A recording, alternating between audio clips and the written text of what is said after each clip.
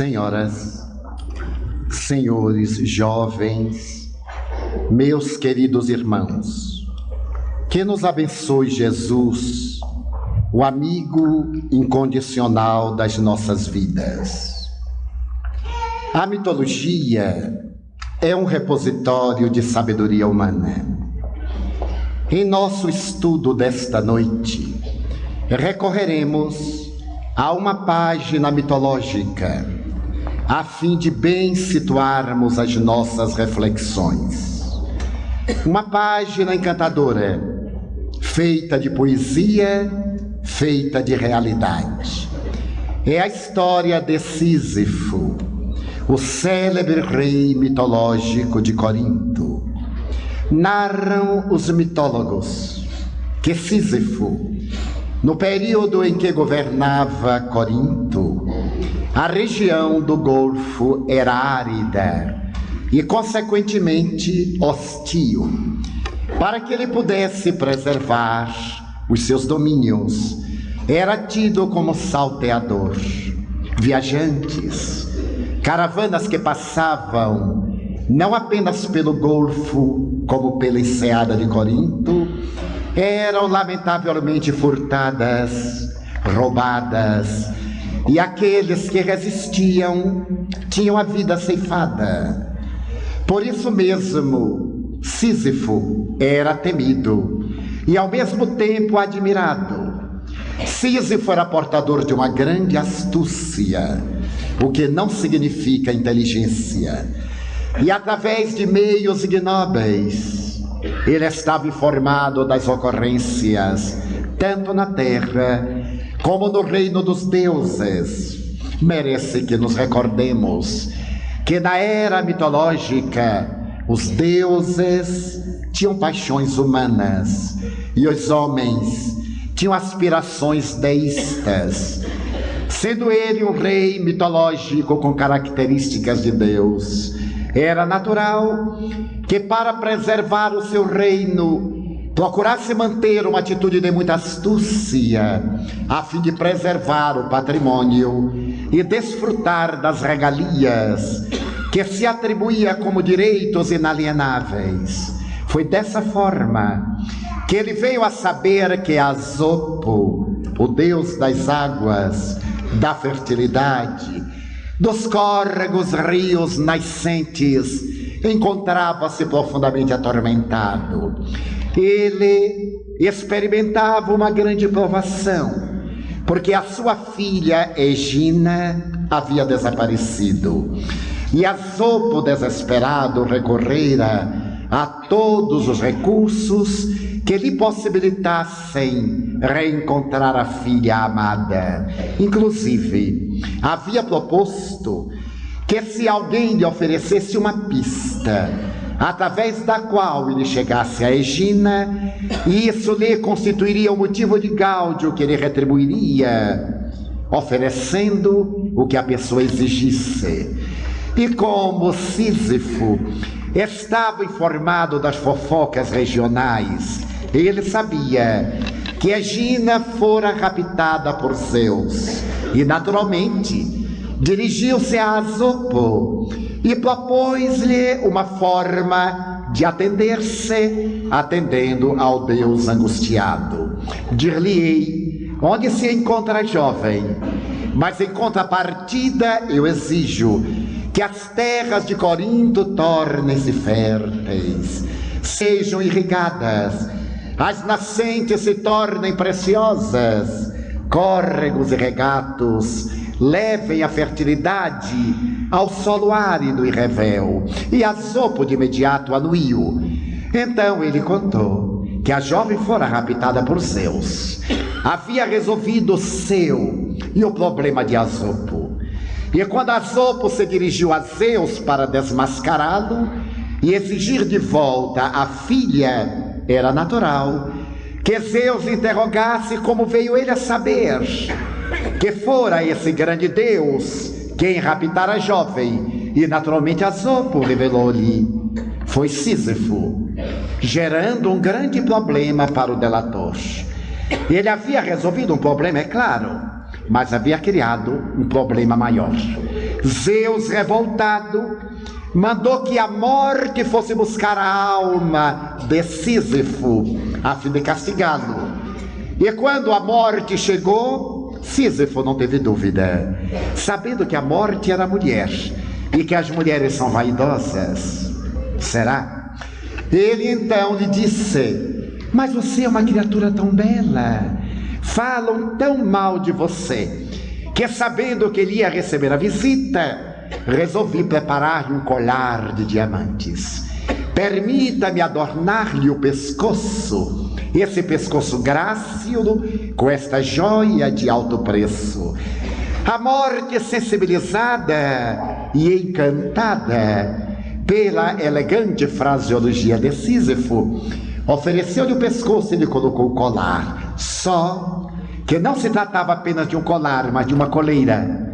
E ele de imediato reteve a morte aprisionada e solucionou o seu problema. Mas criou um problema muito maior. Porque Mercúrio e Plutão, os deuses do comércio, dos oceanos, da morte, dos infernos, recorreram a Zeus e disseram: agora, que será de nós?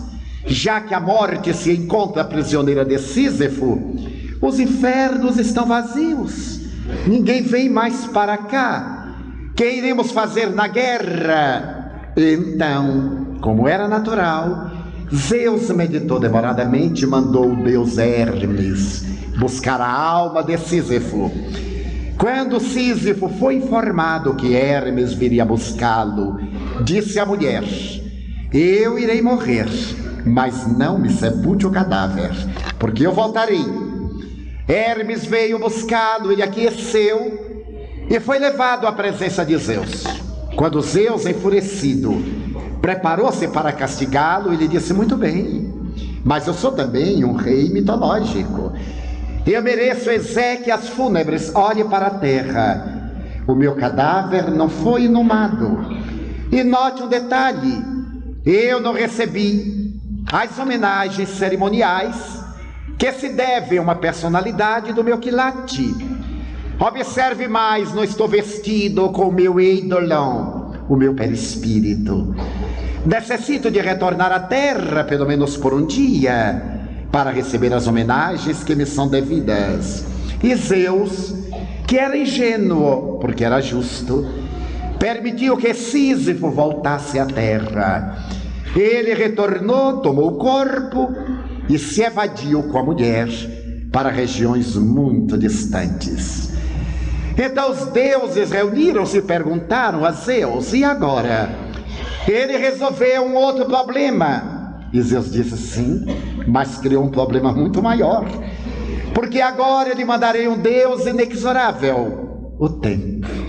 E para onde ele fuja, o tempo fugirá com ele. Tenhamos paciência. Sísifo visitou várias terras, envelheceu, perdeu a luminosidade dos olhos, a faculdade de ouvir, o corpo vergou-se e ele morreu. E foi levado à presença de Zeus. Zeus sorriu e disse-lhe: já que você driblou tantos problemas, sempre criando problemas maiores, eu vou dar-lhe um castigo severo e justo para reeducá-lo. Vê aquela rocha, você deve levá-la até o acume da montanha para colocá-la na parte superior, e para tanto tem eternidade. Este será o seu suplício, a sua punição. Sísifo olhou a rocha e percebeu que não era tão grande assim. Se ele fosse rolando montanha acima, ele lograria colocá-la na parte superior da montanha e estaria livre. Perguntou quando poderia começar o trabalho. De imediato, disse-lhe Zeus. Ele correu e rolou a penha montanha acima. Jubiloso, estava para deixá-la no acume, quando a rocha lhe escapuliu da mão e veio novamente à base. Ele desceu, já estava cansado, mas Zeus colocou-lhe uma erínia com um tridente para estimulá-lo. E conta a lenda que até hoje Ele continua rolando a pedra montanha acima. E quando vai depositá-la, ela escapou-lhe das mãos e volta à base, no que se tornou o suplício de Sísifo. É muito peculiar esta mitologia, porque de alguma forma somos Sísifos, pessoas que não aprendemos a equacionar problemas. Os nossos problemas são solucionados, gerando novos e mais complicados problemas. Em nome da inteligência, estimulamos a astúcia.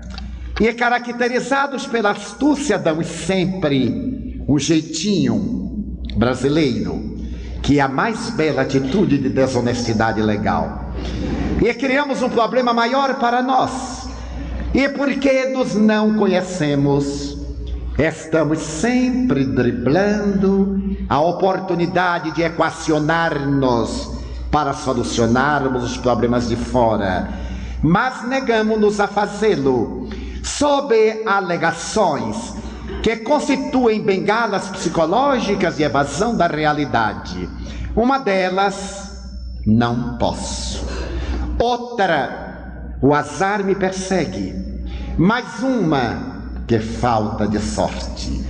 E graças a isso, acomodemo-nos em nossos problemas e nos tornamos pessoas problemas. Mudemos de filosofia de vida, mas como não mudamos de comportamento íntimo, somos iguais a produtos que mudam de rótulo e permanecem sem qualidade. Mesmo quando adotamos a proposta de uma doutrina libertadora como o Espiritismo, que vai ao cerne da problemática humana, demonstrando que somente se solucionam problemas de fora quando se realiza a equação do problema interior, ainda encontramos bengalas psicológicas para nos evadirmos da responsabilidade. A culpa é dos outros. Em mecanismos neuróticos de autojustificação, que se transformam mais tarde em patologias psicológicas de autopunição. A doutora Lermen, psicóloga catarinense, em um pequeno grande livro, Se Você Quer, Você Pode, apresenta uma proposta muito bela, e a proposta é muito fácil. Se você quer, você pode fazer a sua vida muito melhor. Mas essa proposta não é realmente da nossa nobre psicóloga. Ela é de Jesus Cristo. Vós sois deusas e podeis fazer tudo quanto eu faço e muito mais, se quiserdes.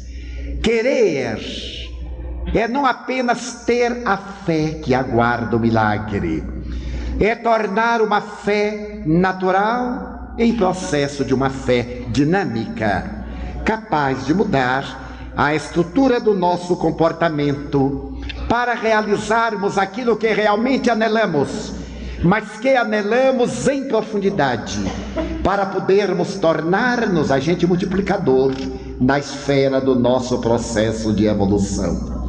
Já asseverava com muita propriedade William James, o admirável psicólogo pragmatista americano. Nós temos uma preocupação imensa, dizemos nós outros, em convencer os outros, mas não temos a preocupação de estar convencidos. E toda pessoa que tem a preocupação de convencer os outros é porque não tem segurança. Só os inseguros desejam séquito para dar-lhe apoio, porque o inseguro é uma pessoa que tem medo de si mesmo, da sua fragilidade. O ditador, por exemplo, ele se cerca de uma máquina defensiva para agredir, porque ele tem medo de ser agredido e não resistir. Instável, inseguro, ele é um atormentado em si mesmo, porque resolveu pela força vencer, mas não se venceu através da autoconscientização. Então dizia William James, todos sabemos que os corvos são negros. Todos os corvos são negros. Se alguém, por exemplo, quiser dizer que nem todos os corvos são negros, não é necessário que apresente todos os corvos negros um a um. Basta que apresente um corvo branco, porque ao apresentar o corvo branco, anula a tese de que todos os corvos são negros. E conclui William James: para mostrar o nosso valor, não é necessário que vençamos a todas as pessoas. Basta que nos vençamos a nós mesmos. Como será isso factível? A doutrina espírita, na questão 919, a que aludimos ontem, já nos ensinou. Quando os bons espíritos evocam a frase que Sócrates tornou popular em Atenas e mais tarde no mundo: conhece-te a ti mesmo. Será que nós nos conhecemos a nós próprios? Invariavelmente nós conhecemos aos outros e temos uma grande preocupação de agradar aos outros. Aprendemos na doutrina espírita a lição da humildade, mas nós confundimos muito a humildade com um estado de humilhação, de temor, de covardia moral. E então fazemos vários bloqueios psicológicos e derrapamos na timidez e no medo, que a partir de agora passam como sendo atitudes de humildade. Se, por exemplo, eu sou tímido e tenho medo de enfrentamentos, eu tomo atitude de autodefesa daquela pessoa que se transforma em capacho dos outros. E os outros, que são pessoas espelho, isto é, que não têm autoidentidade, que não se conhecem, dizem: mas que humildade, mas olha como ele é humilde, todo mundo pisa nele, escarnecem da sua palavra, da sua conduta as demais pessoas, e ele não reage. Estamos aí diante de grandes desafios. O homem que se conhece não reage, age. O homem que se identifica com a vida não se submete. Tem uma resignação dinâmica, mas ele está preparado para enfrentar desafios, porque o seu modelo é Jesus Cristo. E em momento algum Jesus Cristo subestimou-se. Em nome da humildade, jamais ele disse: quem sou eu? Pelo contrário, eu sou a luz do mundo. Eu sou a porta das ovelhas. Eu sou o Filho de Deus. Eu sou o Messias. Mulher, eu sou o Cristo, aquele que esperam. E para mostrar a sua inteireza moral, ele não silenciou diante do hipócrita dominador, só porque socialmente estava mais bem credenciado na ilusória esfera do mundo. Hipócritas. Mas ele sabia que aqueles homens eram hipócritas. A doutora Hannah Weiss, a admirável psicanalista alemã católica, ela diz que Jesus pode ser considerado, e é, o maior psicoterapeuta da humanidade, porque ele não necessitava de fazer a psicoterapia ouvindo o paciente, nem pela revelação onírica, nem pela informação verbal. Ele penetrava nas causas da problemática humana e ia diretamente à raiz do problema para arrancá-lo. Porque a psicoterapia que não arranca a causa fica trabalhando em efeitos que se renovam e mudam de aparência. Então Jesus tem interesse moral de preferir morrer a ceder. E esse é um ato de humildade, porque é um ato de autoconscientização, e autoconscientizamento. Ele lograva estar consciente de si mesmo, da sua realidade de filho de Deus, e não se submetia às paixões humanas para parecer. No momento em que ele se resolve descer a Jerusalém para dar o testemunho, Pedro tenta impedi-lo no arrobo: nós não te permitiremos. E ele tranquilamente lhe diz com energia: afasta-te de mim, Satanás, e não tentes o teu Senhor. Satanás não era Pedro, é óbvio, porque minutos atrás Pedro havia sido instrumento de Deus para dizer que ele era o Messias. E Jesus elucida Simão: não foi a carne nem o sangue que te revelaram, mas foi meu Pai que está nos céus quem te revelou. Ora, se não foi a carne, nem o cérebro, nem o sangue, não havia sido o cérebro, a lógica, a razão. Ele foi inspirado para dizer a verdade. E agora, atemorizado, ele sintonizara com as entidades perversas e temerárias e estava tentando impedir que Jesus desse o testemunho. Ele era, portanto, um médium de alto e baixo, como todos nós. Nenhum médium que seja tão modelar que deixe de ser humano. O vasilhame é de barro, a inspiração é divina. E cada um filtra conforme o próprio processo da evolução. E Pedro havia sido elegido para ser um dos 12, e não obstante, mais de uma vez delinquiu pelo medo. Jesus desce e submete-se. Então é necessário ter essa coragem da submissão dinâmica para que se faça a vontade de meu Pai. Nós outros, que ainda nos não resolvemos por uma atitude de resignação dinâmica, invariavelmente por temor, assumimos atitudes que disfarçam a nossa pequenez e nos tornamos pessoas espelho, isto é, refletimos o que pensam os outros e trabalhamos para agradar os outros.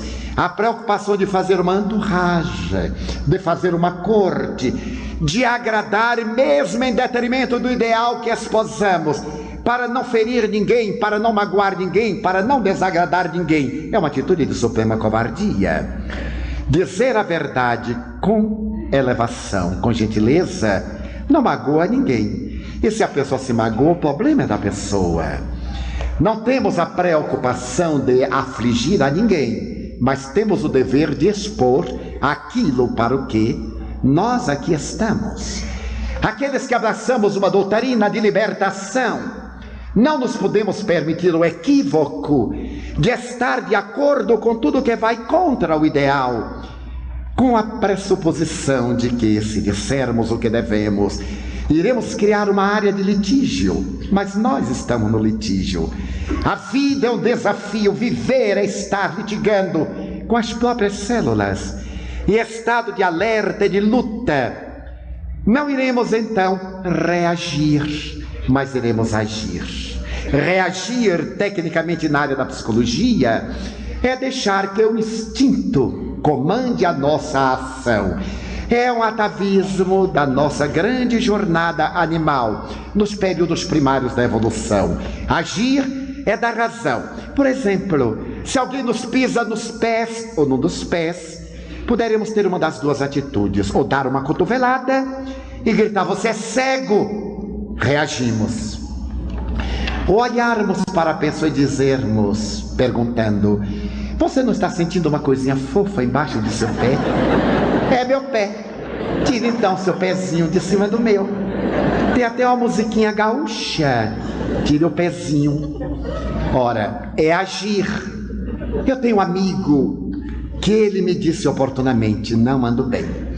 Imagine você que eu ando reagindo a toda hora. Ao dobrar uma esquina, eu me bati com o indivíduo. E tomado de revolta, eu segurei pela gola e gritei: você é cego, miserável. Ele disse: sou, sim, senhor. Era um cego. Então, Divaldo, eu atropelei o cego e queria ter razão. O que é que você acha? Eu digo: meu filho, passa uma temporada no Bom Retiro, lá em Curitiba, ou no spa, porque quem é rico vai para spa, classe média para o Bom Retiro e pobre para o manicômio. Então, nós deveremos aprender a agir, mas nos não transformarmos em pessoas espelhos. Para tanto, é necessário que realizemos a tarefa do autodescobrimento através de 3 perguntas: quem sou? De onde vim? Para onde vou? 3 perguntas, mas há um número enorme de pessoas, a multidão, quase a totalidade das multidões, que já se fez essas perguntas, cada multidão se fez, mas deu respostas convenientes. Eu tenho uma amiga que, quando ela contava 60 anos mais ou menos, eu calculei assim generosamente, ela me disse um dia: Divaldo, sabe que eu adoro a obra de cuidar com crianças. Quando eu ficar velha, eu vou te ajudar. Passaram-se os 10 anos, encontrei um dia. Olá, Divaldo, você ainda está metido com aquele negócio de cuidar de crianças? Sim, senhora. Olha, quando eu ficar... Ela aí parou. Mais velha, eu vou te ajudar a cuidar de crianças. Eu sorri para ela. Há 4 anos atrás, uns 12 depois daquilo, ela já octogenária, ela me disse: Divaldo, está chegando a hora de eu ir ajudar-te a cuidar de crianças. Que tal? Eu disse: minha amiga, vá sim. Mas quando a senhora for, por favor, me leve um médico e uma enfermeira. Para quê? Para ajudar a senhora. Porque aos 80 anos a gente não ajuda ninguém. A gente precisa de alguém que nos ajude. Ela era o biótipo, espírita, militante, kardecista. O povo me arranjou agora essa. É espírita, kardecista. O que equivale dizer que tem espírita não kardecista? Não sei de que me arranjaram, mas arranjaram. E então ela disse: você sabe que eu sou espírita kardecista, não sabe? Ele disse: não sabia não, senhora, porque eu só sabia que você é espírita. Palavra cunhada pelo próprio Allan Kardec. Mas é a astúcia. Gozou 80 anos e agora está meio quebradinha. Ela está arranjando uma pessoa boba para tomar conta dela. Só que ela bateu numa outra não tão boba assim. Mas é que nós não temos a coragem de fazer esta pergunta e respondê-la: quem sou eu? E ter a coragem de autoanalisar-se. Para nos autoanalisarmos, é indispensável primeiro querer honestamente, querer melhorar, querer descobrir-se. E a doutrina espírita é o guia, é a terapêutica deste autodescobrimento, porque vai dizer-nos que somos melhores do que fomos, programando sermos mais bem equipados do que nos encontramos. A doutrina espírita vai nos dizer que estamos assim, mas que nós somos melhores do que o que apresentamos. A doutrina espírita nos vai dizer, através da reencarnação, que nos encontramos numa escola abençoada, cujo progresso nosso vai depender das atitudes comportamentais. E nos vai ensinar que ninguém, sem exceção na Terra, pode equacionar os nossos problemas, nem carregar o nosso fadário, porque pertencem-nos problemas e fadário a nós próprios. Os problemas são os nossos desafios e não são castigos. O Espiritismo vem mudar aquela velha estrutura da palavra karma pela ideia apresentada por Allan Kardec, lei de causa e de efeito. O karma foi decodificado como a necessidade punitiva, a necessidade de pagar. Ora, Jesus já nos recomendou que a velha lei de Talião, tal crime, qual punição, estava superada. Ele deu a lei de amor. Não estamos aqui na terra punidos. Estamos aqui na terra aprendendo a não errar, através da reparação dos males que praticamos. A lei de causa e efeito nos vai dizer: estamos colhendo efeitos danosos e iremos semear atitudes nobres para logo mais termos consequências saudáveis. Se, por exemplo, eu arrebentar este microfone, eu contraio uma dívida. Naturalmente, a empresa encarregada do som irá cobrar à entidade que patrocina este momento o dano que eu causei. E o presidente dirá: não há problema, a federação vai naturalmente resgatar o débito, porque o nosso convidado não o fez por querer. Mas um amigo meu, percebendo o problema, dirá ao amigo que dirige a federação: não, eu prefiro deixar o meu irmão Divaldo em paz e quero pagar à federação, que tem um largo problema, a despesa que ele deu impensadamente. Eu não poderia dizer: tudo bem, está pago. E outro dirá: meu amigo, não, eu sou irmão, alma quase gêmea de Divaldo, então eu vou retribuir a você. A minha dívida mudou de mão até o dia em que eu atue de forma positiva, que ganhe um mérito que anule o dano que eu causei. Se, por exemplo, eu faço mal de natureza moral e a pessoa que foi minha vítima não me perdoa, o problema é dela, já não é meu. porque eu tenho o direito e o dever de agir corretamente para me reabilitar, sem ficar escravo daquela alma apaixonada a quem prejudiquei. Se ela me não perdoa, eis que adquire um problema. E se eu lhe busco perdão e não recebo, já estou em paz, desde que eu repare à consciência cósmica, à comunidade. Ideal seria com a própria pessoa, mas se a pessoa se recusa a receber a minha reparação, gerou um problema para si mesmo, é Sísifo. Mas eu não posso ficar encarcerado, porque a lei é de liberdade. Não liberdade política, liberdade de pensamento, liberdade de ação no bom sentido da palavra, para não se transformar em libertinagem de comportamento. Então, esse quem eu sou propicia-nos uma visão otimista da vida.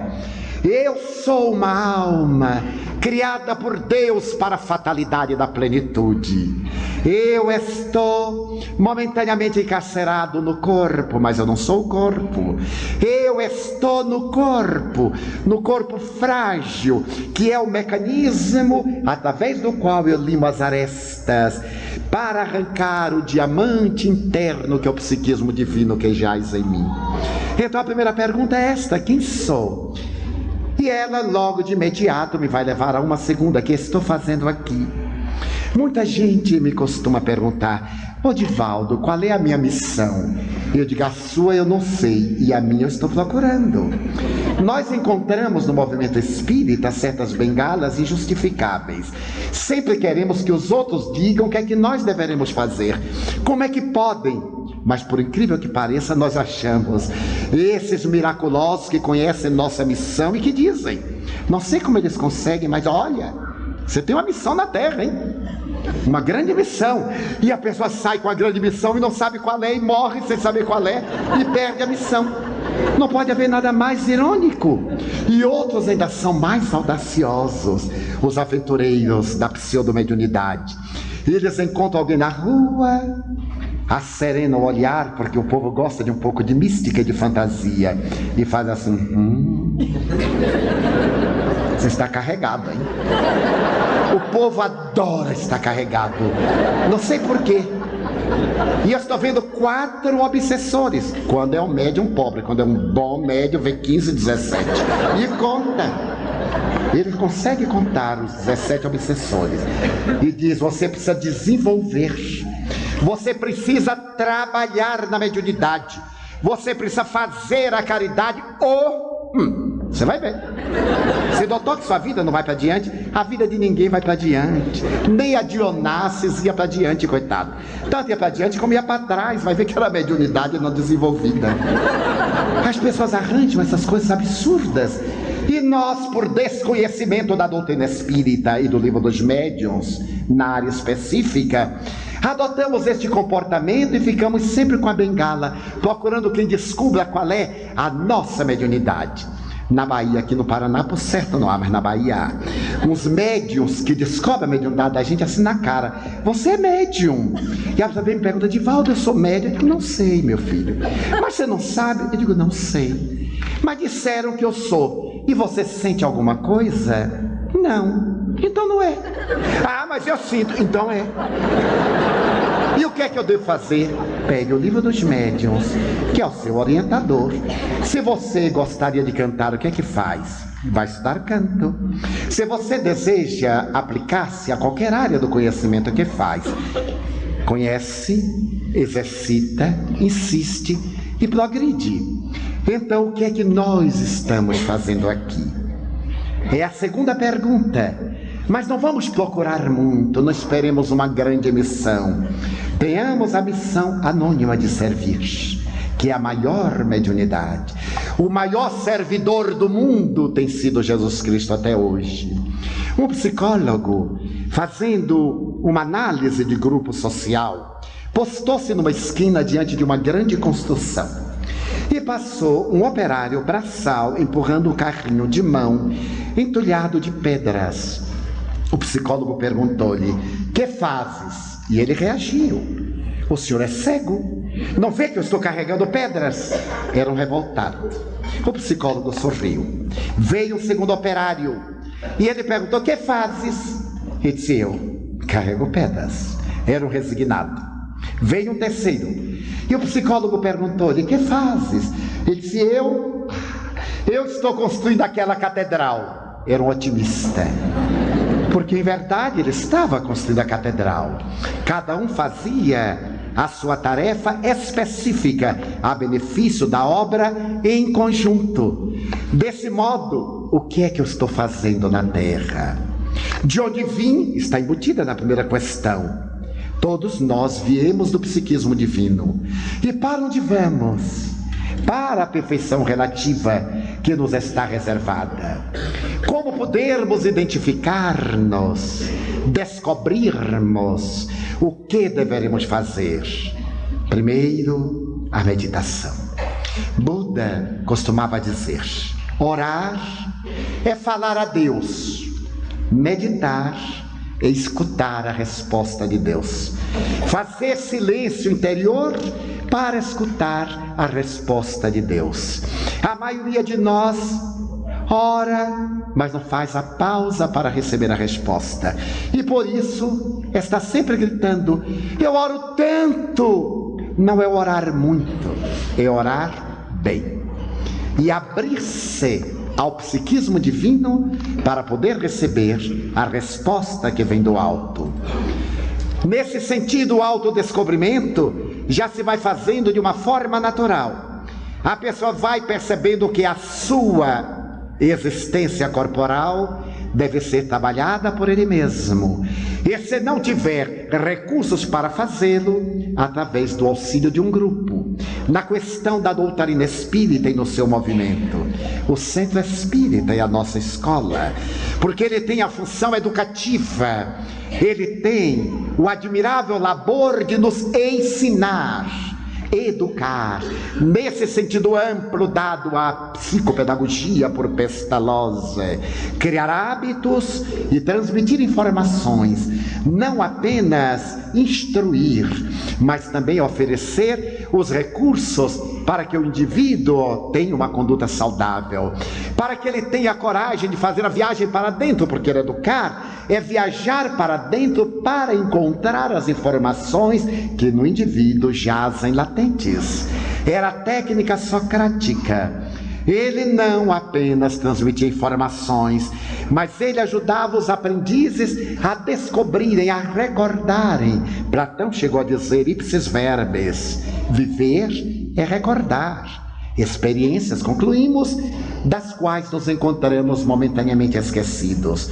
Então a proposta do auxílio no grupo, aí está na escola espírita, que através de uma programática muito bem elaborada, nos vai abrindo espaços mentais para o autodescobrimento. Mas ao terminar a lição na escola espírita, a nossa atitude será agora de reflexão. Que sucede conosco na maioria das vezes no movimento espírita? Ouvimos, mas não escutamos bem. Temos dúvidas que não procuramos esclarecer. E enquanto a classe está sendo ministrada, ou a técnica nos está levando ao autodescobrimento, à educação em profundidade, estamos desatentos e ansiosos para que acabe logo esta coisa aborrecida, porque realidade nós não queremos. Aqueles que queremos, temos sede. O primeiro requisito psicológico do autodescobrimento está assim exarado: deseje realmente autodescobrir-se. É o primeiro requisito. Então aprenda a fazê-lo. Se não tem condições individuais, pessoais, o grupo lhe dará os requisitos. A segunda proposta psicológica, notem como a doutrina espírita preenche todos os vazios. Interesse por coisas novas. Seja uma pessoa que está buscando sempre. E na doutrina espírita temos a fortuna da variedade, da profundidade temática, porque ela envolve o ser integral, não ser aparente, não ser parcial, mas o ser integral. E ela nos vai levar a um trabalho de autodescobrimento, no qual iremos encontrando sempre coisas novas. Conta-se que na cidade de Monterrey, quase à fronteira com os Estados Unidos. Os pelicanos estavam acostumados a encontrar peixe em abundância, porque era uma região pesqueira. Os barcos pesqueiros ali estavam e os pelicanos encontravam peixe à saciedade. Posteriormente, deixou de ser uma região dedicada à pesca e depois de algum tempo os pelicanos começaram a morrer. Não havia uma razão lógica para que eles morressem. Não havia nenhum fator que perturbasse o sistema, o ecossistema. O que estaria acontecendo? Especialistas se quedaram nas regiões e nas praias de Monterrey para tentar encontrar a solução para o problema. E depois de muito meditarem, eles descobriram que aqueles pelicanos que a natureza havia preparado para pescar, durante o período em que os homens lhes atiravam peixe à saciedade, perderam a faculdade da autoiniciativa, perderam a faculdade de pescar. Estava aí o problema, porque eles morriam de inanição, não sabiam mais pescar. Meditando profundamente, esses especialistas foram buscar pelicanos na Flórida e os trouxeram para a região. E os pelicanos ociosos, cômodos, vendo os da Flórida pescarem por imitação, começaram também em tentativas. E à medida que o tempo se passou, eles readquiriram a propriedade da autossobrevivência. Passaram a pescar e os seus descendentes trouxeram esta manifestação natural para poderem prover as suas próprias necessidades. Nós nos acostumamos de tal forma a depender dos outros, que desejamos que os outros realizem a nossa tarefa. E quando alguma tarefa não chega, nós dizemos, mas eu não sei. Porque perdemos realmente a faculdade da livre iniciativa. No autodescobrimento é estimulada a livre iniciativa. Não nos é lícito fazer a tarefa que compete a outrem. É nos lícito ajudá-lo a realizar a tarefa, apontar-lhe o caminho, mas a jornada será dele. Observem como vamos quebrando a nossa dependência. E no nosso movimento, em que nós queremos transferir para médios e doutrinadores, e gritamos quando não somos atendidos, mas eu me decepcionei com fulano, ele era tão bom e mudou, agora ele quer que eu faça, porque ele é que é o missionário. Não, todos nós somos missionários. A arte de viver é uma missão, por isso nos encontramos na Terra. A proposta do autodescobrimento vai mais longe. Desafiado por problema, medite muito na sua solução, para não criar um outro problema que vai resolver mais tarde. Há pessoas hábeis na técnica psicológica de transferir responsabilidades. Você tem uma tarefa agora, a pessoa diz, eu acho que vou deixar para amanhã, hoje eu não estou em condições, e transfere. Toda tarefa transferida volta, acrescida dos danos causados pela não solução no momento próprio. Nós temos esse hábito infeliz de deixar para amanhã o que poderíamos fazer hoje. Por quê? Porque nós não conhecemos, porque amanhã vamos arranjar um novo mecanismo de fuga para nos evadirmos da responsabilidade. Então a terceira proposta psicológica do autodescobrimento é estímulo à responsabilidade. Eu não pago por meus ancestrais, nem meus filhos resgatarão as minhas dívidas morais. Eu sou agente dos meus atos e eu sou aquele que vai recolher as consequências dos meus atos. O quarto passo, reencontre a alegria de viver. Até há pouco tempo dizia-se que o homem sério, que a mulher sisuda, eram aqueles que tinham senho carregado. E nós criamos uma máscara, a máscara do senho carregado. Isto não é atitude de responsabilidade, é de conflito. A pessoa que vive de cara contraída é uma pessoa confliteada. O cristão de Joana de Ângeles, quem encontrou Jesus, quem encontrou, nunca mais é o mesmo. Jesus é o protótipo da alegria perfeita. Ah, mas ele foi crucificado, foi um acidente de percurso. Vê-lo na cruz é uma necessidade de natureza patológica, é uma necessidade atormentante que temos. Daí o cilício do cristão é a sua transformação moral na área do espiritismo. O sacrifício mais agradável a Deus, diz Lázaro, o Evangelho segundo o Espiritismo, é o da nossa transformação moral, da luta contra as nossas paixões dissolventes. Então Jesus é o protótipo da alegria, e o espírita é alguém feliz. Quem se auto-encontra, ou quem se busca encontrar, é uma pessoa jovial, tem problemas, mas está equacionando. Certo dia eu terminei uma palestra e veio o senhor e me disse: Edivaldo, eu sempre o vejo sorrindo. Ou é cinismo ou é felicidade. Que será? Ele perguntei: que ele parece? Ele que dissesse, porque ele me conhecia tanto, né? Eu não me conhecia, mas ele sim. Ele disse: eu lhe acompanho há algum tempo. Eu tenho a impressão que é felicidade. Você é feliz? Eu disse: sou. Mas você é inteiramente feliz? Ele disse: inteiramente feliz. Totalmente feliz? Totalmente feliz. Então você quer me dizer que não tem problemas? Eu digo: ah, meu senhor, uma pessoa pública tem problemas, porque eu sou como telefone público, até os moleques quebram. Tá no meio da rua, não tem cadeado, todo mundo aproveita e tira uma lasquinha, só que eu não dou ruído para qualquer um. Então eu tenho muitos problemas. Como é que você pode ser feliz tendo problemas? Porque eu os administro. Não deixo que os problemas me conduzam. Problema existe para que eu solucione, e todos nós. Problema é desafio, não é castigo. Ele disse: ah, mas para mim é uma desgraça. Eu disse: porque o senhor assim o vê. Na hora que o senhor considere o problema como sendo um teste para progredir, ele deixa de ser uma desgraça, uma oportunidade de promoção. Mas então nós deveríamos ter o júbilo, porque nós conhecemos Jesus. O júbilo não quer dizer a leviandade de estar sorrindo sempre, mas uma atitude positiva perante a vida. Eu tenho amigos que há 50 anos, eu nem tenho 50 de idade, mas quando eu os conheci eles já se queixavam. 50 anos depois, eles ainda se queixam, e um deles coroou as minhas expectativas. Há 40 anos atrás, quando a vida era um pouco diferente, havia um código de ética moral que se obedecia de alguma forma. Hoje está na construção de uma nova ética.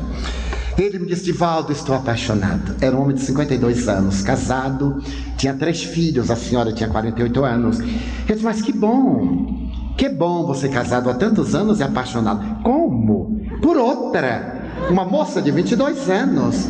Eu disse: ah, que horror. Ele disse: mas Edivaldo, você acha um horror? Eu disse: eu acho, porque você poderia ser pai dela. Você tem uma filha de 21 e com um pouquinho de esforço dava até para ser avô. E eu brinquei. Ele não gostou. Ele disse: mas eu tenho uma proposta para lhe fazer, Edivaldo, você pode me ajudar? Eu digo: eu posso estudar a questão com você. Qual é a proposta? Edivaldo, eu estou numa situação muito difícil, porque eu amo esta jovem e amo também a minha mulher. Você sabe que nós somos muito felizes, não sabe? Eu: não, o senhor é que me conta. Mas se fosse tão feliz assim, mas estou apaixonado por esta jovem, eu não durmo, eu não me alimento. Aí eu encontrei uma solução espírita. Eu disse: qual é a solução? Você vai me ajudar. Você vai pedir a Dr. Bezerra de Menezes, coitadinho do Dr. Bezerra, você vai pedir a Dr. Bezerra para que me socorra, ele que é o generoso mentor. Pois não, vou pedir. Mas eu queria dizer a ele como. Ah, muito bem. E como é que ele lhe vai socorrer? Ele me vai socorrer, Edivaldo, da seguinte forma: eu gostaria que o Dr. Bezerra desencarnasse a minha esposa, e eu então me caso com a jovem, e ele reencarnava a minha mulher como minha filha nos meus braços para eu beijá-la, Eu disse: nossa, você quer transformar o Dr. Bezerra em homicida, meu filho? Fale você diretamente. Mas Edivaldo, ele resolveria vários problemas. Eu digo: nenhum problema, ele não é Sísifo. Imagina o problemão que ele ia conseguir para ele. Ele ia reencarnar não sei como. Mas Edivaldo, o que faço? Eu digo: eu vou pedir ao Dr. Bezerra que, se for possível, ele desencarne você, e você reencarna como filho da sua apaixonadinha, para receber todos os beijos dela, que lhe parece negativo. Eu digo, então, meu filho, carregue o seu fadário sozinho. Imaginem o nosso mecanismo. Então a psicologia nos faz uma proposta, e esta proposta é: pense corretamente com alegria. Mas não suponhamos que isto é uma proposta vã. No ano de 1980, foi apresentada pela ciência uma nova ciência, psiconeuroimunologia. Através da mente, do sistema nervoso central, manobrado pelo nosso psiquismo, nós poderemos adquirir uma situação imunológica muito saudável. Porque nós que estamos doentes, assim nos encontramos porque somos espíritos doentes. Na hora em que nós nos tornarmos espíritos saudáveis, poderemos estar doentes sem sermos espíritos enfermos. A psiconeuroimunologia diz: se você agasalha pessimismo, se você é queixoso, se você gosta de ressentimentos, se você acumula as manifestações do ódio, você vai bombardear o seu sistema imunológico, que fragilizado vai dar campo ao desenvolvimento de micróbios agressivos que lhe vão destruir as defesas orgânicas, instalando-se as doenças.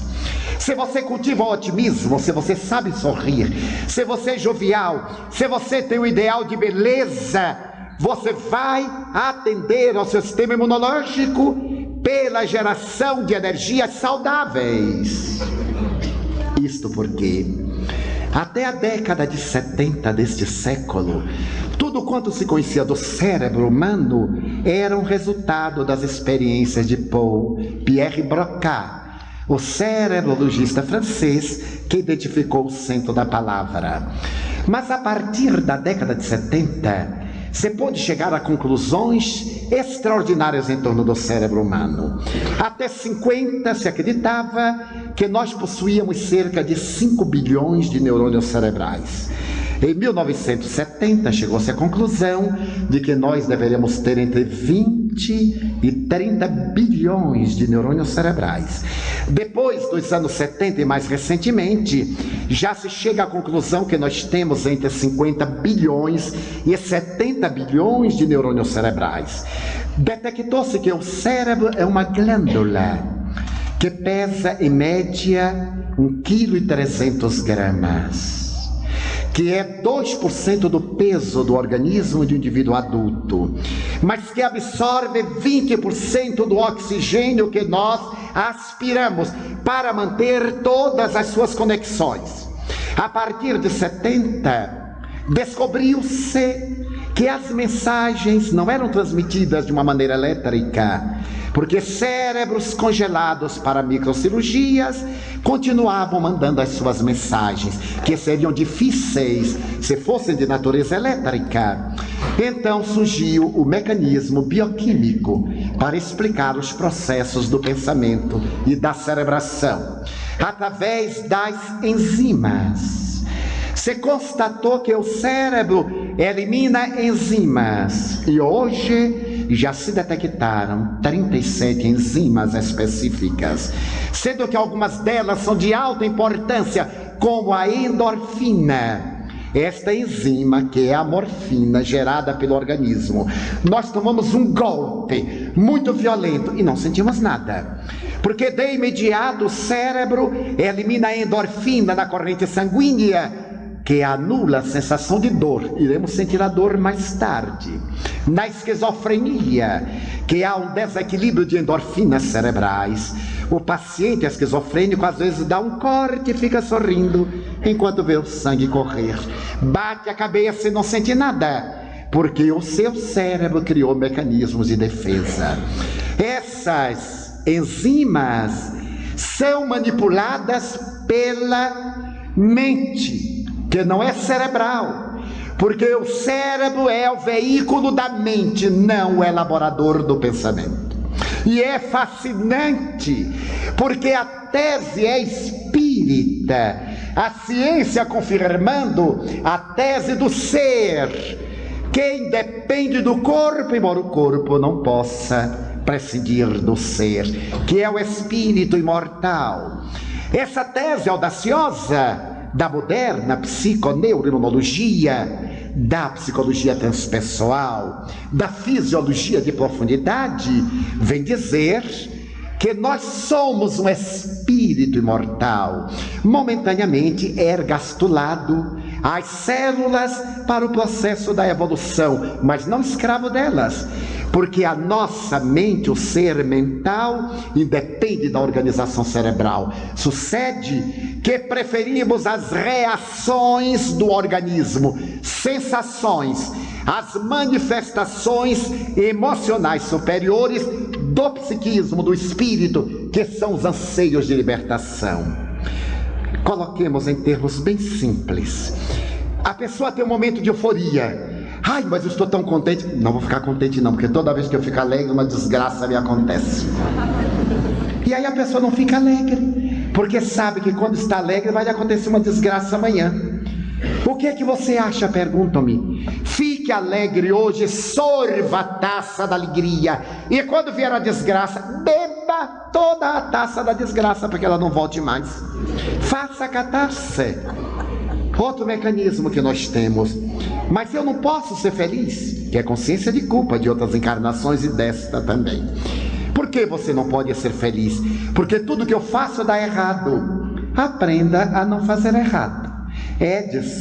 Thomas Edison, durante 700 experiências para tentar fabricar a lâmpada, teve resultados negativos. E quando ele voltou a intentar, o seu auxiliar disse: não, senhor, 700 vezes erradas são suficientes para mim, eu vou desistir. Edison disse: pois eu tenho 700 experiências que me ensinaram a como não fazer. E na próxima, ele resolveu tirar o oxigênio da lâmpada, fez vácuo, então o filamento incandesceu. Se ele tivesse desistido naquele momento, hoje talvez ainda estivéssemos na escuridão, porque ele aprendeu 700 formas que não davam certo. Não eram azares, eram experiências. Então nos devemos empenhar no autodescobrimento. Reconheça a sua fragilidade, mas trabalhe pela sua fortaleza. Não se excuse nos mecanismos de evasão da pseudo-humildade. Eu tenho um amigo que é muito humilde, e todo indivíduo que tem a preocupação de falar da humildade está realizando o mecanismo de transferência, de exibição. É um narcisista. Em todo lugar ele faz: ah, mas eu sou muito humilde. Ah, mas quem sou eu? Eu, hein? E me dizia: Divaldo, eu sou um rato. E me incomodava. Ele: meu filho, você é filho de Deus, imagina um rato, você é gente. Não, eu sou um rato. E era. Eu é que não sabia, mas ele sabia. Era o inconsciente que ele gritava. Ele disfarçava aquele mecanismo em uma falsa humildade. Ele não usava meia, porque determinado missionário não usa meia por esta ou aquela razão, tem problema de varizes nos pés. Ele também era humilde e não usava meia, porque ele não morava aqui em Curitiba no inverno. Senão ele ia ter que usar, era pantalona e botina, por causa do frio. Mas ele era humilde. Não, Divaldo, imagina eu usar meia, quem sou eu?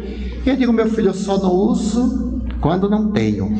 Até o presidente da República usa, coitado, furada, quanto mais eu. Então, mas é verdade, com relacionamento, que alma doentia.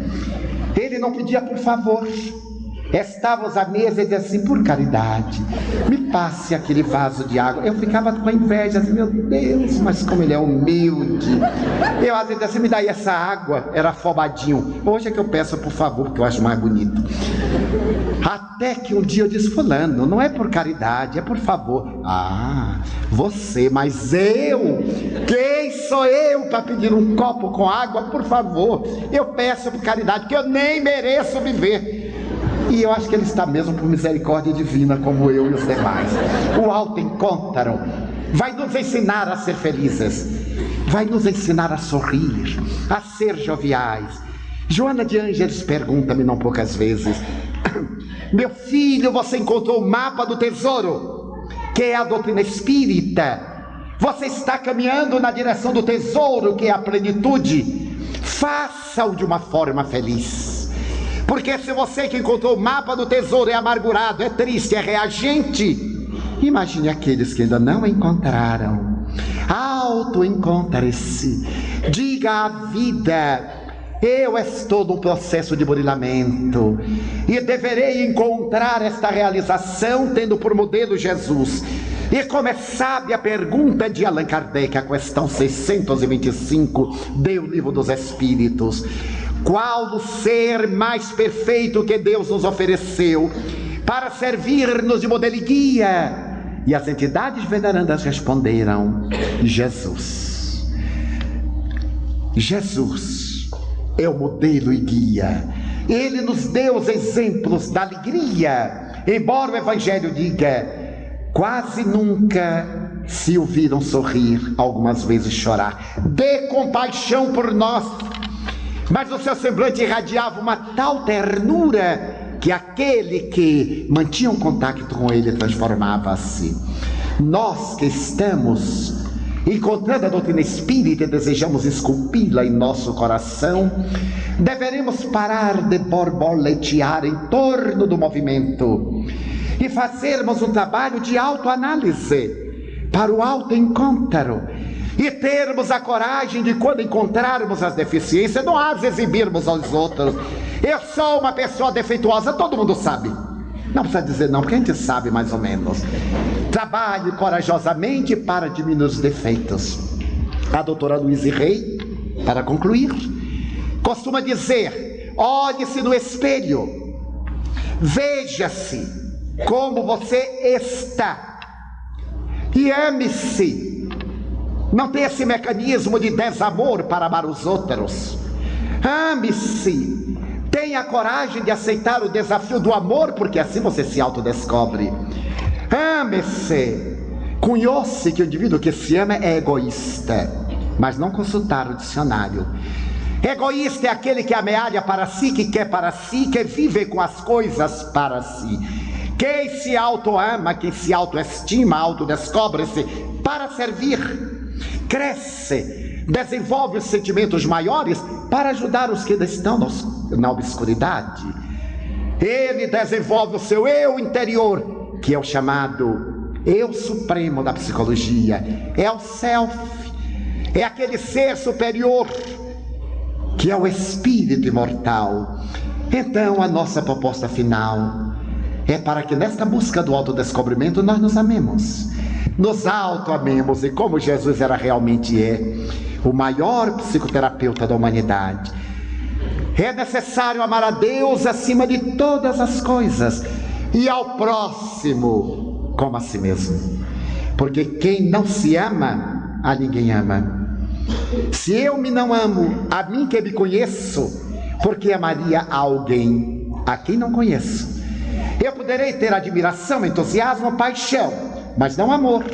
Daí a velha colocação: decepcionei-me com fulano, porque nós projetamos a nossa sombra e queremos que ele seja o que nós não somos, e amamos a nossa projeção, não a pessoa. Na hora que nós descobrirmos quem somos e como estamos, o que viemos fazer aqui na terra e para onde vamos, pela reflexão, na certeza da reencarnação que nos brinda esta existência maravilhosa, nós começaremos a ser felizes e a desenvolver em nosso organismo enzimas muito especiais, particularmente na saliva, determinado tipo de imunoglobulina SIGA, que é responsável pela nossa imunização. Daí, se nós amarmos ao nosso próximo, como decorrência do amor a Deus, amando-nos a nós próprios, nós seremos profundamente felizes, porque descobriremos os nossos limites para os ampliar, as nossas possibilidades para crescer e os nossos objetivos para seguir adiante. Ouçamos as perguntas.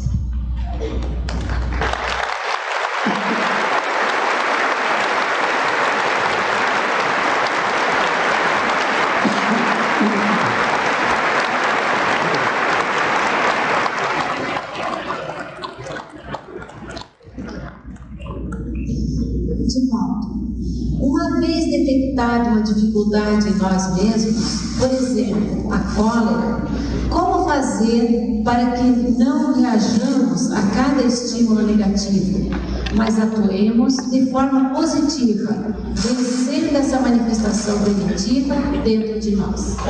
Autossugestão. Na busca do autodescobrimento, nós temos uma proposta que se chama reprogramação da mente. A nossa mente está programada no subconsciente, pelos nossos hábitos e vícios, no inconsciente profundo, pelo atavismo das outras reencarnações. Vamos agora reprogramar. Diariamente faça um exercício de relax e diga-se: eu sou bom, estou mal. Jogue esses dois verbos. Eu sou, porém estou numa atitude desagradável. Eu não sou isso, eu estou isso. Eu não sou colérico, eu estou desequilibrado, porque eu sou centelha de Deus. Então eu vou colocar em mim esta ideia e irei recondicionando o meu subconsciente. Quando ele estiver recondicionado, o que me acontecer de aí por diante, eu agirei por um fenômeno natural. Já que está arquivado, vem a catarse, eu terei que eliminar. Por que nós ficamos coléricos e reagimos? Porque aprendemos de cedo numa educação social e doméstica muito equivocada. Se alguém lhe bater, bata, porque se você chegar em casa apanhado, toma outra surra. Foi assim que meu pai me disse. E não conseguiu me fazer valente de jeito nenhum. Ele sempre dizia: no dia que um filho meu chegar em casa apanhado de um colega, dou-lhe uma surra para aprender a não ser saco de pancada. Eu apanhei lá e cá, e apanhei tanto que acostumei. Então nós somos socialmente condicionados. Reaja, você não é capacho de ninguém, você tem que impor. Mas isto é ignorar a sua realidade. Nós somos herdeiros de Deus. Não é que devamos ter uma atitude covarde, mas deveremos ter uma atitude de dignidade. Quando uma coisa nos desagradar, e muitas coisas nos desagradam, e tivermos uma reação do sistema nervoso central, da nossa consanguinidade, controlemo-nos e digamos: isto passa. Eu estou irritado, mas não vou responder agora.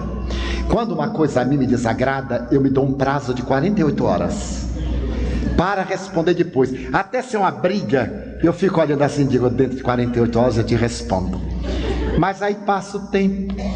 Eu tive uma criança, permitam adentrar, que aos 4 anos de idade fez o seu primeiro punhal e disse para a tia: eu vou lhe matar.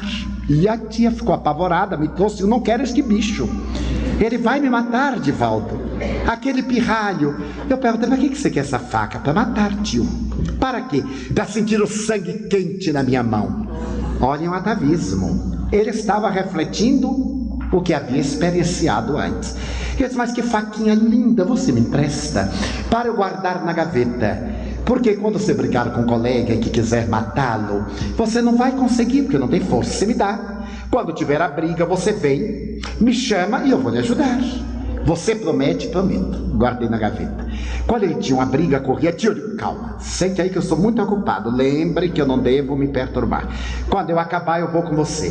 Tio, mas eu tenho. Tem, eu sei, espere um pouco, não tem pressa. E deixava de molho 1 hora, 1 hora e meia. Quando eu vi que ele acabou de dizer assim: e agora o que foi? Já passou. Eu digo: então deixa para outra vez. Colecionei 18 punhais, 2 pistolas que ele fez. E quando ele adquiriu a idade adulta e se emancipou, ele me pediu para ter a liberdade de sair. E eu lhe disse: peço-lhe 2 coisas, meu filho. Que antes de você matar alguém, você venha e mate-me a mim. Porque não soube educar você. Não fiz que você descobrisse as bases da educação em você mesmo. Então a culpa não é da sociedade. A sociedade me ajudou na mansão do caminho a cuidar de você. Fui eu quem falhou.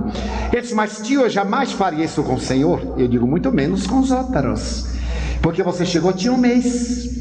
Você é aquilo que nós tentamos trabalhar com você. E a segunda coisa: Antes de cometer qualquer atrevimento, qualquer agressão, telefone-me. Mas eu não vou saber onde o senhor está, se está viajando. Eu digo, mas aqui sabe. Você pergunta, tia fulana, ela sabe onde eu estou, e dará o telefone, você me chama. E diz, eu vou cometer tal coisa. Porque se você cometer e eu souber por outras pessoas, eu não tomarei conhecimento. Porque você não quer que eu saiba. Meus amigos, ele hoje é um artista plástico de renome. E quando ele se tornou famoso, ele usa um pseudônimo, ele fez para mim um quadro, uma pintura especial com areia colorida e o perfil com pedras semipreciosas que ele corta. É um trabalho admirável. Eu olhei o quadro e percebi que ele captou minha alma. Não há uma parecência de retrato, de máquina. Ele pegou o meu ser interior. E eu lhe perguntei assim, meu filho, alguma vez você teve vontade de matar alguém? Tive, Edivaldo. Principalmente a máfia dos marchantes. Quando eu queria expor, como eu não tinha padrinhos, o senhor não imagina. Mas eu me lembrava do senhor me dizendo, mate-me a mim. Como é que eu podia fazer isso? O senhor me deu tanto amor, os tios. Aí eu adiava por 48 horas, como o senhor dizia, passava raiva, aí eu postergava para matar outro. Até que eu me tornei famoso, passou. E sempre que eu tinha crise de cólera, eu dizia comigo, mas ele deu a vida com os outros tios para que eu me tornasse alguém útil a mim mesmo e à sociedade. Então eu nunca tive a covardia de reagir, porque eu meditava. Daí ele captou a minha alma. Ele disse, tio, eu captei nos seus olhos o que eu sinto que o senhor é por dentro. E eu disse, na minha forma de encarar você conseguiu. Então eu diria a todos nós que temos ira, que é uma tragédia, porque é na ira que a gente faz a pior coisa. A ira é aquele incêndio que nos leva a fazer o de que nos arrependeremos talvez pelo resto da vida. Quando vier a ira, a gente toma a atitude de relax. Se ela insistir, diz um psicólogo americano, barrufe água fria no rosto. Barrufar. Produz um cheque térmico e então a circulação cai e vem um estado de relaxamento. E então diga, dentro de 48 horas, se vier uma reação violenta, vá reprogramando a mente e você verá que a partir de então começará a agir. De volta. Por que existe o medo, a insegurança? Existem inocentes, existem vítimas? Nós somos vítimas de nós próprios. A inocência no sentido corporal. Quando o espírito reencarna, e diz com muita propriedade Allan Kardec, a criança não é necessariamente um espírito criança. É um ser com largo processo de experiências na forma infantil. Nesse período, por falta de experiências, se é inocente de muitas coisas. E aquela questão do medo pode ter várias origens. A psicologia e as doutrinas psíquicas, a psiquiatria e a psicanálise estudam essas origens de natureza patológica, a hereditariedade, os demais fatores endógenos, os fatores exógenos da educação, das pessoas que nos criaram, muitas vezes daqueles que nos apavoraram, ou dorme, o bicho papudo vem pegar. Só que hoje uma criança grita mais. É melhor dizer, ou dorme ou o computador vai te pegar, hein? Mas falar em bicho papão, a criança não tem receio. Mas muitas vezes são reminiscências de outras vidas. A claustrofobia, a agorafobia, são reminiscências de fenômenos que nos aconteceram na experiência anterior ou na pré-anterior e deixaram marcas profundas. Necessitamos de terapia conveniente, terapia especializada, porque muitos companheiros pensam que o fato de serem espíritas não necessitam de auxílio especializado nas áreas da medicina. E acham que tudo é obsessão e que todo problema é obsessivo, porque não leram com cuidado o capítulo 23 do Livro dos Médiuns. Há nas patologias da loucura muitos fenômenos obsessivos e há muitas loucuras que são loucuras, embora nem toda loucura seja obsessão, como também nem toda obsessão é loucura. Então, através de várias técnicas especializadas, o medo pode ser removido. A consciência de culpa pode ser liberada. O tratamento psicológico, ou mais conveniente, de acordo com o especialista, ajuda e, concomitantemente, O tratamento espírita, da renovação interior pela reflexão no Evangelho, da bioenergia, da terapêutica do passe, da terapêutica da água fluidificada, da terapêutica desobsessiva, porque sendo espírito endividado, temos no mundo espiritual adversários que se comprazem nosso problema e encontrando-nos distônicos pelos reflexos do perispírito que moldou um corpo com problemas nesta ou naquela área, eles ampliam o quadro patológico, tornando-nos mais desesperados. Daí, não seríamos inocentes diante de determinadas ocorrências, porque a causa do nosso resgate e reparação está a encarnação passada. E o nosso medo, esse medo que nos leva às síndromes, hoje muito características dos estados e transtornos neuróticos e psicóticos, podem ter essas raízes atuais, mas normalmente raízes em encarnações passadas. Recorramos à terapia médica e busquemos a terapia espírita do amor e da bioenergia. Não vai ser possível nós elaborar todas as questões, então nós vamos fazer a última. Quando somos inquiridos, instados a auxiliar no equacionamento de problemáticas de nossos interlocutores que buscam o centro espírita, qual deve ser a nossa ação efetiva? Do Cirineu. Observem que o Cirineu foi colocado à cruz para ajudar o mestre, mas foi o mestre quem levou a cruz até o Calvário. Normalmente, por uma ação pieguista, nós ficamos com muita peninha dos nossos pacientes, e pena não resolve o problema. Deveremos ter uma atitude de muito boa ação racional. Discutamos o problema com a pessoa, orientemos corretamente, mas digamos à pessoa que ela terá que fazer a sua parte. A casa espírita, como escola e como hospital, dará a orientação e a terapia, mas o paciente terá que submeter ao tratamento e à dieta. É muito comum pessoas perguntarem assim: seu Divaldo, eu estou com um parente doente, mas ele não quer saber de espiritismo. E o que a gente pode fazer por ele? Orar. Mas não podia dar um jeito? Não. Se eu tomar o remédio, eu é que fico forte, ele continua doente. Se a senhora tomar o remédio, vai destramelhar seu organismo, porque a senhora não está doente. Ele é que está doente. Se eu trouxer uma camisa dele, que o povo também arranjou esta, para a gente dar passe na camisa, será que ele fica bom? Eu digo, não, a camisa pode ficar muito magnetizada, mas vai para a lavadora e desaparece. Quer dizer, são superstições que estamos tentando introduzir no espiritismo. Superstições. Se não houver o desejo da pessoa de auto-melhorar-se, a dor tem a função saudável de trabalhar a nossa teimosia. Não é castigo, é mecanismo de autodescobrimento. Então, quando a pessoa chega com um problema, digamos-lhe o que deve fazer. Nós, os dirigentes, os mais experientes, que temos o dever de conhecer mais a doutrina, expliquemos como é o mecanismo, mas não tentamos deixar a pessoa iludida que nós vamos resolver.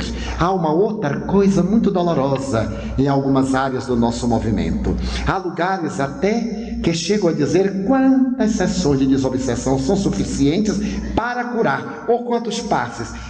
Eu tenho até medo de dizer, porque pode ser que aqui haja, mas faz de conta que eu não sabia. A pessoa usa um cartãozinho. Toda vez que vai tomar o passe, fura, porque se necessita de 9 passes. Você de 6, você de 8. Eu tomo passe até hoje há 40 e tantos anos e ainda estou deste jeito. Como é que conseguem fazer que a pessoa fique boa com 3 desobsessões? Chega um paciente com uma problemática grave, vai para a sessão de desobsessão, e esse paciente vai assistir uma sessão de desobsessão, é de uma leviandade esta proposta que não tem cabimento. É um desconhecimento do livro dos médiuns, quando Allan Kardec fala das sessões experimentais. A sessão mediúnica é de alta respeitabilidade, deve ser constituída por pessoas sérias, responsáveis, que se estimem entre si. Como nos podemos atrever a trazer pacientes com problemas psicológicos e mentais para que participem das reuniões mediúnicas? Onde eles estiverem serão beneficiados, desde que se predisponham mentalmente à terapia, mesmo nos casos mais graves, e que a família esteja disposta a contribuir. Outros dizem que necessita de X passes. Como podem saber? Como tomando 3 ou 3.000 passes eu poderei ficar bom se eu não arranco o plug da tomada dos meus problemas? Posso até não necessitar de passe nenhum, se eu me resolver pela minha transformação moral. Essa proposta de Kardec, que nos leva a conhecer o verdadeiro espírita, pelo esforço que empreende para lutar contra as suas más inclinações, para trabalhar a fim de ser hoje melhor do que ontem, amanhã melhor do que hoje. A doutrina espírita não transfere responsabilidades, responsabiliza-nos seguindo aquele código de Jesus, mas se pedirá àquele a quem mais se deu. Então procuremos ser generosos e amigos, mas não ludibriemos os que nos buscam com todos estes arquétipos de transferências. Há muitos anos nos encontramos na seara e muitos aqui têm experiências equivalentes. As pessoas chegam com todas as superstições que trouxeram das doutrinas anímicas, do africanismo, nas doutrinas solucionadoras dos problemas alheios. Joana de Anjos me ensinou o seguinte: o Espiritismo é o consolador, mas não é o solucionador. Ele consola, mas a solução nós é que damos, pelos elementos que o Espírito nos propicia para arrancar as causas que geram aflições. Porque não adianta consolar agora sem erradicar o fator que gera os conflitos. A pessoa continuará mudando de problemas. Conheço amigos que sempre que eu os encontro estão com problemas diferentes. Saem de um para outro problema, porque isso faz parte do seu comportamento psicológico. É esse comportamento do coitadinho. A pessoa adora ser coitadinha. Às vezes me queixa, e eu não digo coitadinho. E fico assim: mas de volta você não tem pena? Não, eu acho natural. Ah, mas todo mundo tem. E eu disse: é por isso que você ainda não resolveu o seu problema, porque você gosta de ser infeliz. Na hora que você resolver pela sua felicidade, nossa, mas está muito duro. Eu estive com o médium tal, ele até chorou. Eu digo: eu já sequei as lágrimas há 40 anos. E concluo com uma resposta do Espírito Emmanuel ao venerando médium Francisco Cândido Xavier. Ele tinha o hábito de atender de pé as pessoas, e ali era um confessionário. As pessoas já não encontram mais padre desocupado, está tudo engajado para confessar, corre para o consultório da psicanálise ou para o médium espírita. Então ele tem que maneirar um pouco e tirar esse consultório de psicanálise mediúnica, estimular as pessoas, dar dignidade, fazê-las agentes multiplicadores, libertá-las. Muito bem. E o Chico ouvia coisas de tremer o chão. Certo dia um homem lhe disse: venho lhe fazer uma confissão, porque eu não aguento ficar em paz com a consciência. O senhor ouviu falar daquele homicídio tal? É, eu ouvi. Fui eu que matou. E o Chico, pum, desmaiou. Desmaiou, e quando ele voltou assim aturdido, Emmanuel lhe disse: se o senhor não tem condições de ouvir as almas com dignidade, a partir de agora ouça sentado, e quando desmaiar, desmaie com elevação, encoste só a cabeça da parede.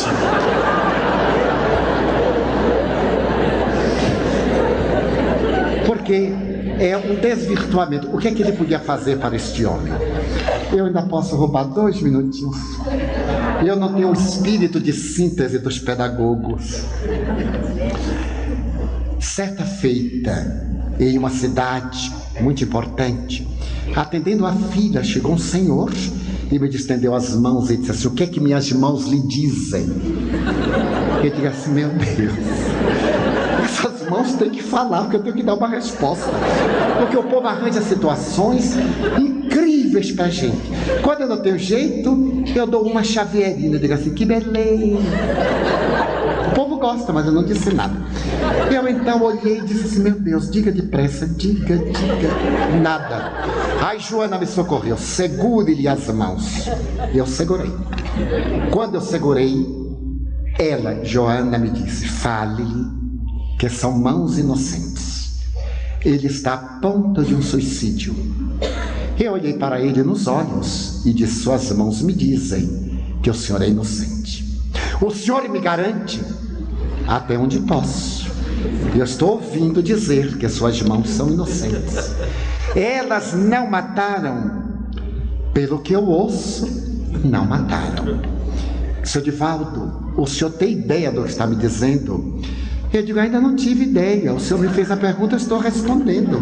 Mas não deu tempo de pesar. Eu lhe afianço que estou ouvindo que suas mãos não cometeram crime. Senti-lhe as mãos geladas e trêmulas, suarentas. Ele me disse: eu sou professor de tal doutrina na área médica e ensino aqui na Faculdade de Medicina da Universidade Y. Eu sou especialista em pulmologia. Sou um homem muito rico, mas papai era muito rico. Éramos uma família, meus pais, eu e meu irmão. Papai fumava muito e terminou sendo vítima de um grave problema pulmonar, de um enfisema. Eu era seu médico. Há menos de um mês ele teve uma grande crise e eu lhe dei um remédio específico, um vasodilatador. Mas ele teve uma parada cardíaca e morreu. Alguns dias depois, mamãe, fulminada pela dor, acusou-me que eu houvera assassinado o papai para mais rapidamente entrar na herança. E a ela uniu-se meu irmão. E eles agora vão mover um processo contra mim. Eu estou desesperado. Mamãe disse que eu matei papai, mas ela disse com tanta segurança que eu perdi a minha credibilidade perante mim mesmo. Estou em dúvida, seu Divaldo. Minhas mãos mataram meu pai? E Joana me disse: de maneira nenhuma. Eu digo: olha, ouço que são mãos inocentes. Que fazer? Eu digo: já que as suas mãos são inocentes, o senhor contrate um criminalista, já que é rico, procura um dos melhores do Brasil. O senhor não vai lutar contra a sua mãe, que está doente, mas tem direito à sua defesa. Certamente vão fazer um trabalho de necrópsia, vão retirar o cadáver, vão pesquisar. Eles já fizeram, ainda falta o resultado. Ele então fique em paz, aguarde o resultado, contrate o criminologista e então o senhor será defendido. Mas eu serei considerado inocente? Eu digo: não posso imaginar. Mas eu acredito que sim. E se não for, isto não é importante. Você estará resgatando uma velha dívida, mas estará em paz consigo mesmo. Não obstante, pressinto que o senhor será inocentado, porque me parece que o senhor é um homem cumpridor dos seus deveres. Falei-lhe, e ele me disse: seu Divaldo, é uma lástima, eu sou materialista. Agora que o senhor foi tão gentil comigo, eu gostaria de remunerá-lo pelo tempo que o senhor perdeu. Quanto eu lhe poderia dar? Eu digo: olha, meu filho, meu preço é muito caro. Seu Divaldo, eu sou rico. Não sei se o suficiente para me pagar. Diga-me quanto. Eu apanhei na mesa um livro dos Espíritos e aqui está meu preço. Leia-o com ponderação. E se algum dia nos encontrarmos, o senhor me dirá que eu leio e me dirá alguma coisa que ele tem. Eu tenho a obrigação de o conhecer e eu saberei se o senhor leu ou não e se é um bom pagador. Ele diz: mas é isso, eu irei começar a lê-lo agora. Eu digo: sem pressa, porque o senhor irá ler, depois irá estudar e depois fará dele o seu relicário diário, o seu vademecum cotidiano. Ele me abraçou banhado de lágrimas e se foi. Eu terminei a atividade e fiquei com aquilo na cabeça. Que tormento! Passaram-se meses. E digamos que 3 meses depois, alguém me chamou ao telefone em Salvador. E ele disse: Divaldo, eu sou o doutor fulano de tal, lembra-se de mim? E ele disse: o senhor é uma pessoa inesquecível. Seu Divaldo, mamãe tirou a acusação. Voltou ao normal. Os meus advogados conversaram com seus advogados e com o promotor. E como não havia nenhuma prova que me incriminasse, ela me pediu perdão. Mas agora eu estou com um grande problema, seu Divaldo, porque eu sou testamenteiro. E papai deixou para mim, naturalmente, o que eu tenho direito.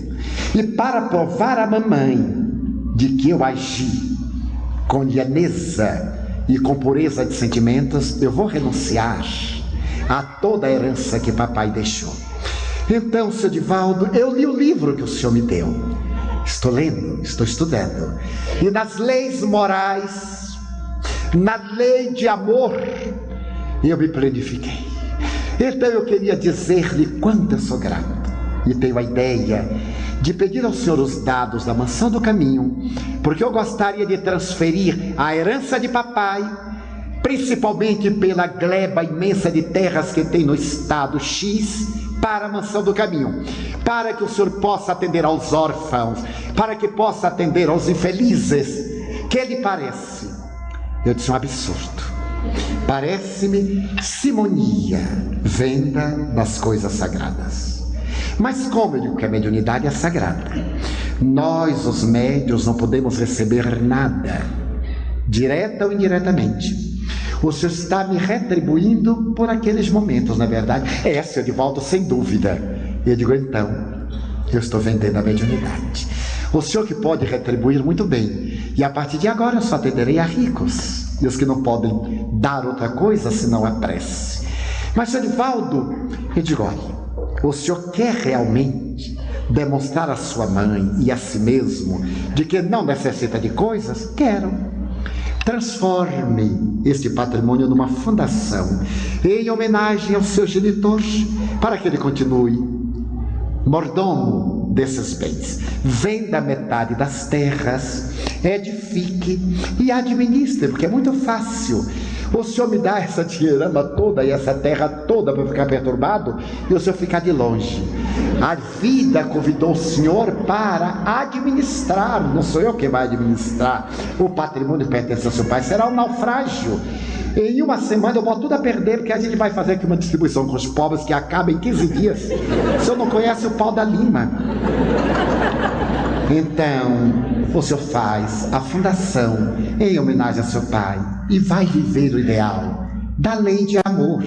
Mas, senhor Divaldo, eu não tenho condições a adquiri-las pelo exercício.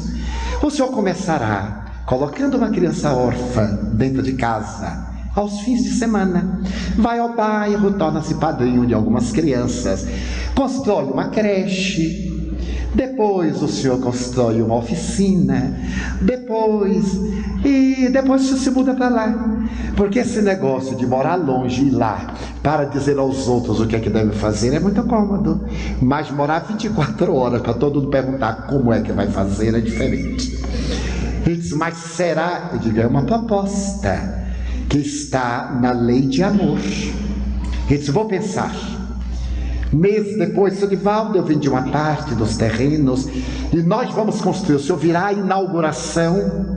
Também não posso, porque está dentro daquele esquema. O senhor faz-se eu. E mais tarde, quando tiver problema, que o senhor vier buscar a solução que eu não tenha, o senhor vai dizer que se decepcionou com o espiritismo, que se decepcionou comigo e que entrou numa canoa que não era a sua barca. Eu não creio que vai inaugurar. O senhor inaugura. Faça uma coisa modesta, não faça uma festa. O mundo está cansado de festas, de festejadores e de trovadores, mas está carente de trabalhadores. Passaram-se os anos, ele construiu uma obra social, aposentou-se da universidade, está morando na obra social que tem o nome do seu genitor, e queda-se pasmados. A mãe dele foi morar lá e está sendo a avó da criançada toda. Então a melhor maneira de nós ajudarmos o nosso próximo, quando nos vem pedir socorro, é estimulá-lo a que faça o que ele deve fazer e ficarmos livres e desembaraçados. Porque os pobres, disse Jesus, vós sempre tereis, mas a mim não. Pessoas, problemas sempre teremos. E é necessário estarmos livres para ajudar a todos e não pertencer a ninguém. Muito obrigado.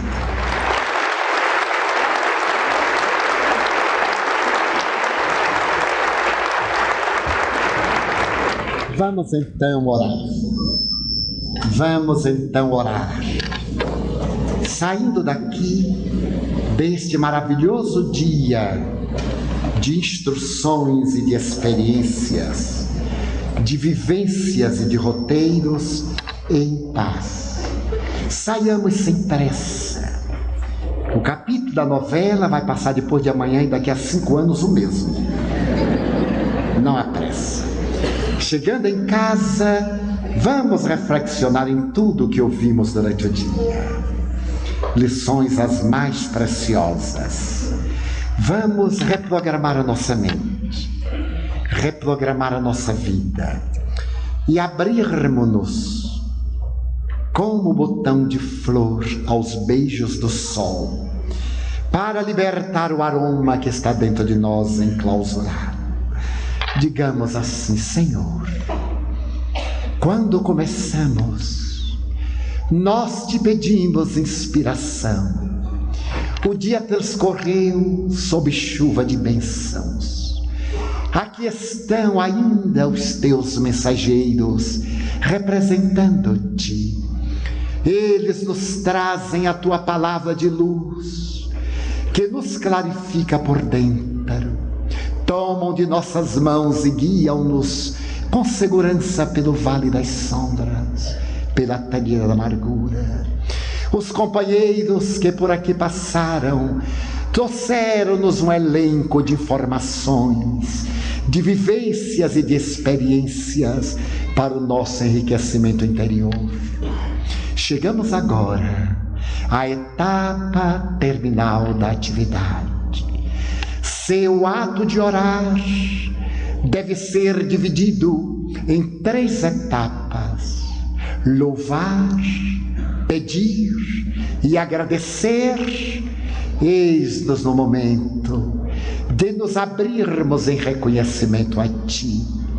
Louvado sejas, Senhor, por todas as dádivas de sempre, pelas dádivas especiais do dia de hoje e da noite que iremos continuar a viver. Muito obrigado, porque nos amas e nos permites amar-te.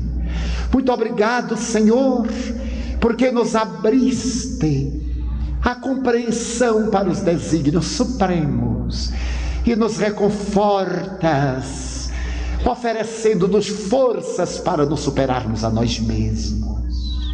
E o pedido final: guia-nos em paz à intimidade do nosso lar, mimetizados pelas tuas energias, faculta-nos irradiá-las e impregnar aqueles da família que não puderam aqui estar conosco. E na noite em que nos vamos adentrando, quando o véu do sono tomar o corpo e nos libertar parcialmente o espírito, permite-nos viajar na direção do mundo triunfal da espiritualidade, para nos irrigarmos de bênçãos, a fim de enfrentarmos o amanhã. Por tudo, Senhor, muito obrigado. Segue conosco.